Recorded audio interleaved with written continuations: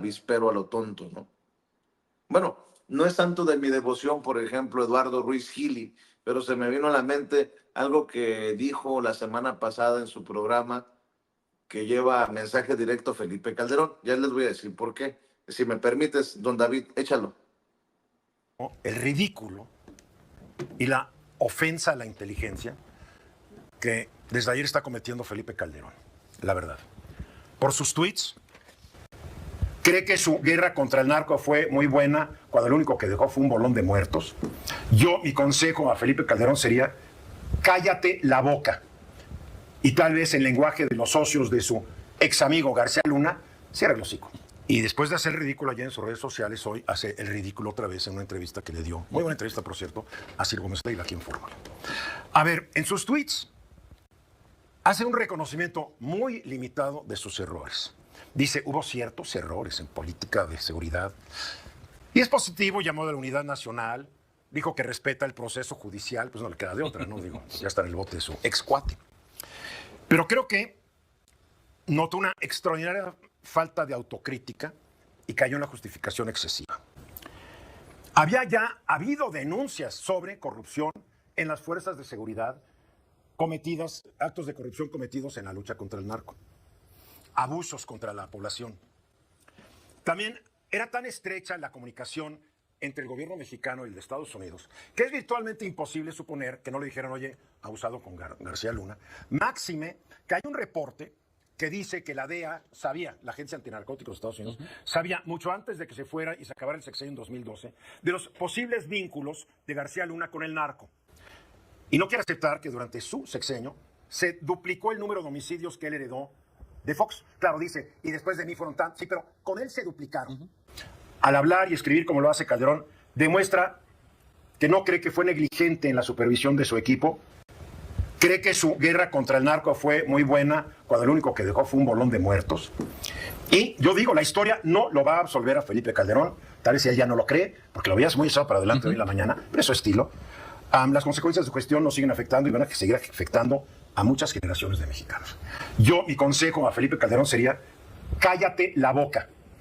Y tal vez en lenguaje de los socios de su ex amigo García Luna, cierra el hocico. La verdad, en un momento donde callar la boca es tal vez lo más prudente.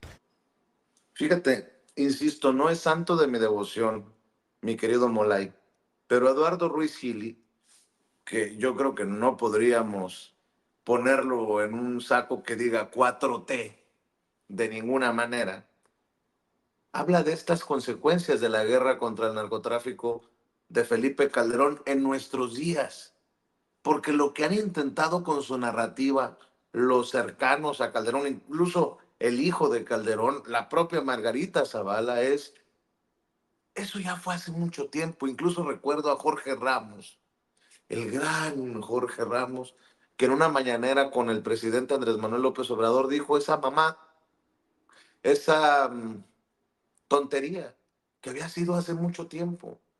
Cuando declaras una guerra, pues no puedes pensar que si ya se fue el que la declaró, ya se acabó. Pues ahora sí que la sangría, ¿no? Que ya todo terminó. Y el propio Felipe Calderón sigue defendiendo su guerra y sigue diciendo que la sigue defendiendo porque lo que está ocurriendo hoy es responsabilidad, es culpa de los de hoy. Fíjate nada más qué chingaderas, mi querido Molay. Pero quería ponerlo, proyectarlo para la audiencia de Sin Censura, para que no vayan a pensar que solamente somos los chairos los que hablamos de las consecuencias de la guerra de Felipe Calderón. Hoy en día, ¿cuántos años después? ¿Qué? 2 sexenios, por lo menos 12 años después, seguimos metidos en esta dinámica de sangre, de muerte en nuestro país por culpa de Calderón, mi querido Moday. Sí, es que es lo que yo insistía, ¿no? O sea, nosotros vivimos las consecuencias de hechos históricos remotos, ¿no? Ningún acontecimiento de la historia está ahí aislado en el pasado, ¿no? Somos producto de nuestra historia. Y al contrario, la falsa guerra contra el narco, yo insisto, la guerra contra el pueblo, la guerra contra los pobres, de Calderón y las élites, porque además, así como no era García Luna aislado, tampoco era Calderón aislado, ¿no? Hubo élites económicas y políticas que apoyaron a Calderón en esa aventura. Empresarios, políticos, medios de comunicación apoyaron esa aventura. Ahorita que no se me hagan pendejos, tampoco, ¿no? Y es muy reciente, es apenas 2 sexenios atrás, 3 sexenios, porque si contamos el sexenio del inicio de la reconstrucción nacional con Andrés Manuel López Obrador, el sexenio de Peña Nieto fue el ínterin, ¿no? Que como no tenía idea de nada, el señor Peña y las élites y los grupos facciosos que lo acompañaron solo venían a saquear, pues no tenían tampoco estrategia y continuaron la estúpida guerra de Calderón eso es muy reciente, son 12 años de guerra, ¿no? Ya venía un proceso de descomposición en la relación del Estado con el crimen organizado y con la sociedad, desde Miguel de la Madrid, ¿no? El tema del narco es un tema muy antiguo, no es un tema nuevo. Ya se empezaba a aplicar la política con Fox, se empezaba a implementar tibiamente la política de Estados Unidos de guerra contra el narco, ¿no? Una política que jamás ha funcionado en ningún lugar del mundo, ¿no?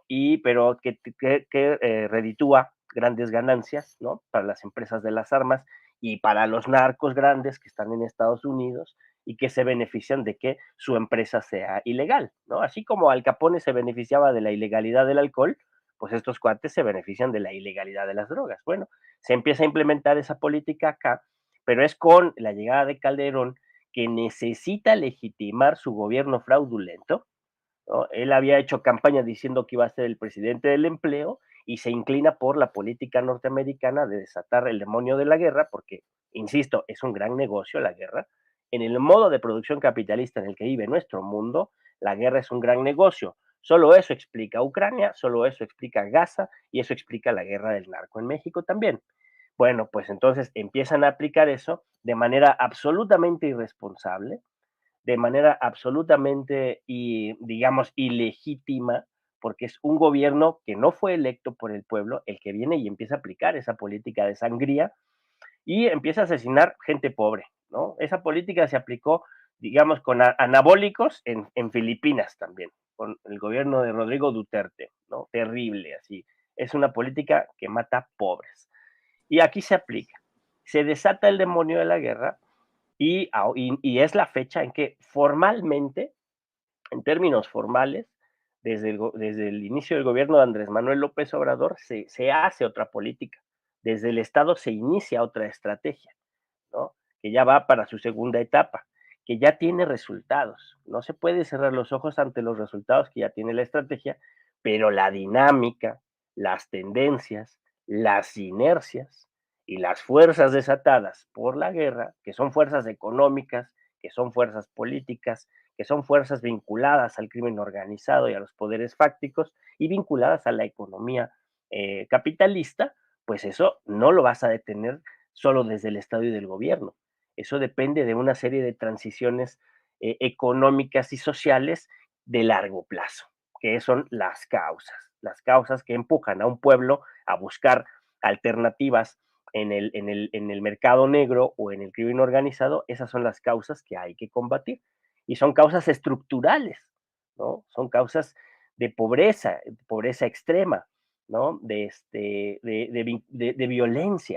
violencia estructural, que tiene que ver con un montón de dinámicas sociales en las que estamos imbuidos, donde ahí está articulada las dinámicas del patriarcado, las dinámicas de las relaciones violentas entre hombres y entre mujeres, están, ¿no? Las dinámicas de dominación, de ejercicio del poder Claro. de los adultos de mediana edad frente a los demás adultos, de los adultos frente a los niños, un montón de lógicas que son mucho más antiguas que la guerra contra el narco, ¿no?